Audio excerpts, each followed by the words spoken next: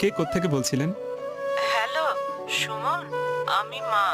ফোনটা ঘরে ফেলে গিয়েছিস, এত ভুলো মন হলে চলবে?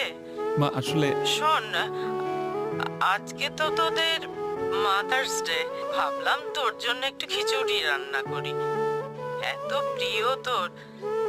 কিন্তু রান্নাঘরে গিয়ে দেখি একটুও মুগ ডাল নেই। তুই বাসায় আসার সময় 1 কেজি মুগ ডাল আর একটা ফার্মের মুরগি নিয়ে আসিস। আচ্ছা না, 2 কেজি আনিস।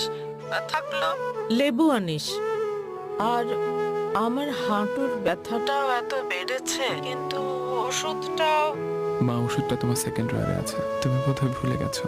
আর বাইরে খেয়ে আসিস না, তাড়াতাড়ি বাসায় ফিরিস। আচ্ছা, তুই কাজ কর, রাখি রে। আসবো মা।